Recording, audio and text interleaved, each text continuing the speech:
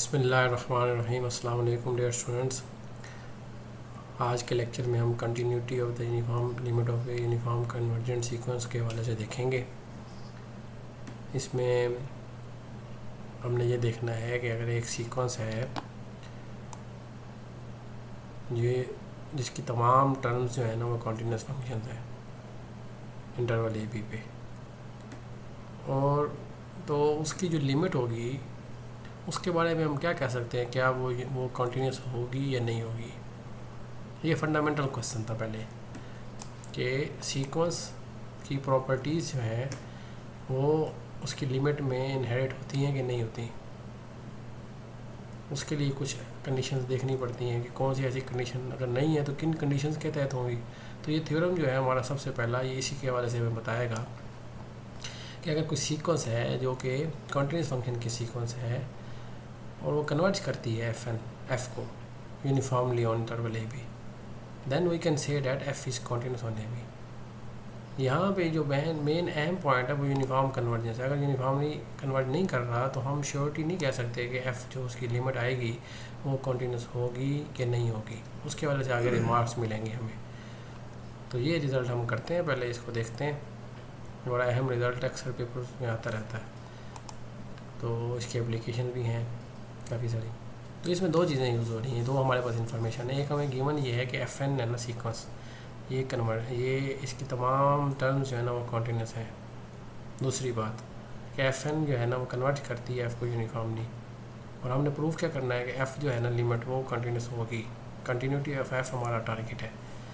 Continuity के definition को recall करें, कन्वर्जेंस की डेफिनेशन को रिकॉल करें। ये दो डेफिनेशन है ना जो यूज़ हो रही हैं, उसके अलावा कोई और कंसेप्ट इस प्रूफ में यूज़ नहीं हो रहा।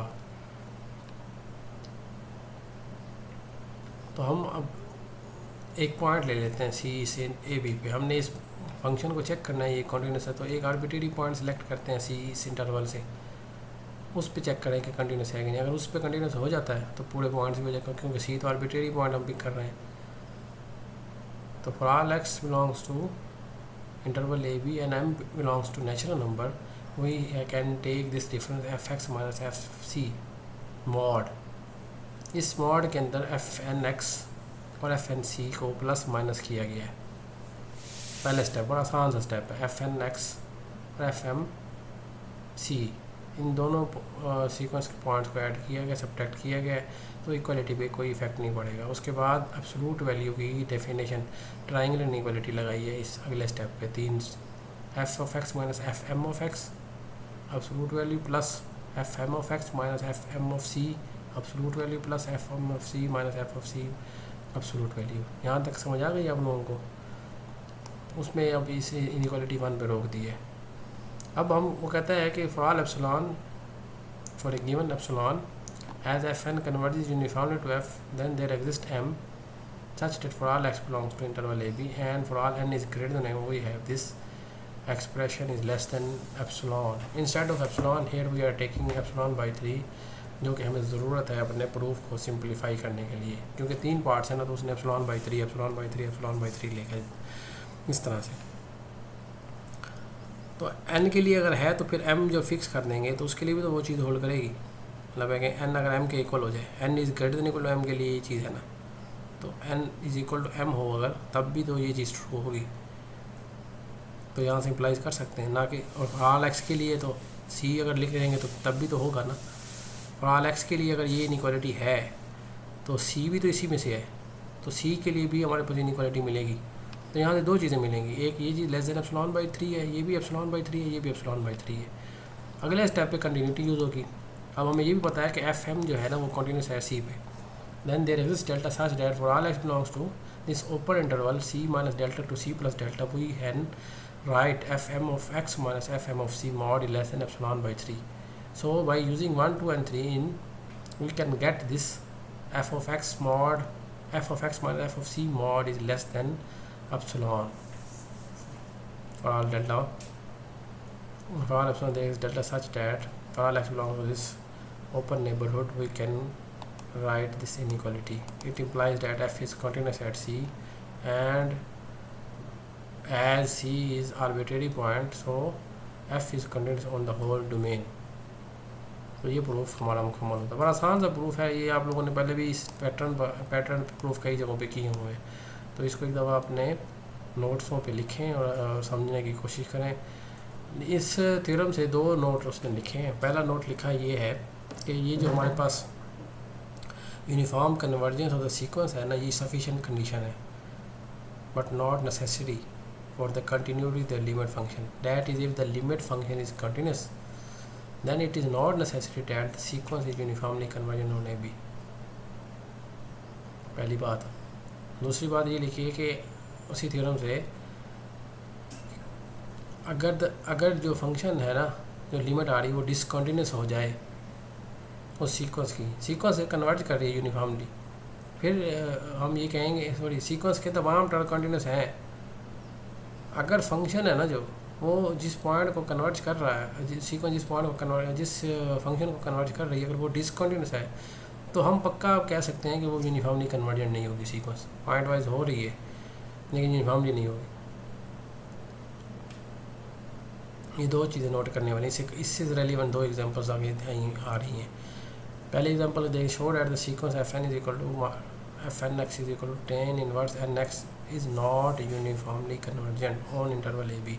वो कैसे नहीं है, इसके लिए देखें अब उसने कोई और क्राइटेरिया अडॉप्ट नहीं किया। इसने इधर आप एम एन टेस्ट भी अप्लाई कर सकते हैं लेकिन वो वाली क्राइटेरिया अडॉप्ट नहीं किया, बल्कि डिसकंटिन्यूटी ऑफ द लिमिट का कंसेप्ट जो कि नोट 2 में दिया है उसको यूज़ करेगा।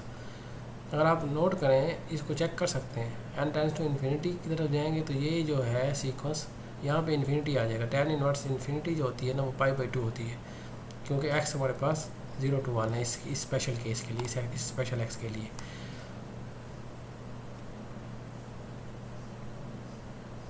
When X is equal to sequence, अच्छा ये ना इसमें ना एक्स 0 शामिल नहीं है, ये बात नोट करने वाली है। 0 से कम होगा तो ये π/2 आता है। अगर 0 हो जाइए तो tan इनवर्स 0 आ जाएगा। tan इनवर्स 0 जो होता है ना वो 0 होता है।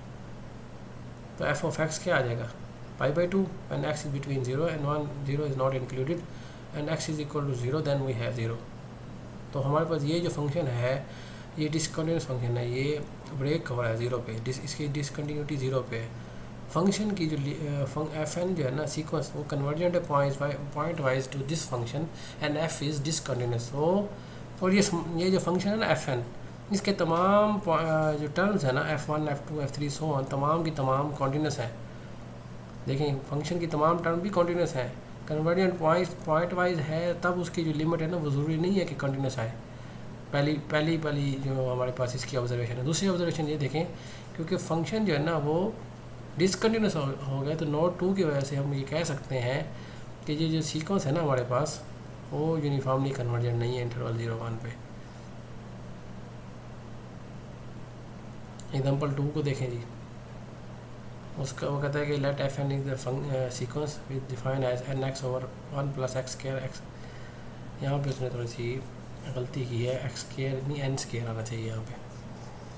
ये एग्जांपल पेज नंबर 15.2 पे दी हुई है, इसी को उसने दोबारा लिखा हुआ है। इसको आप थोड़ा सा करेक्ट कर लीजिएगा क्योंकि इधर राइट साइड में इधर ऐसे नहीं लिखा हुआ उसने। तो हम जानते हैं कि इस सीक्वेंस की लिमिट है वो 0 है,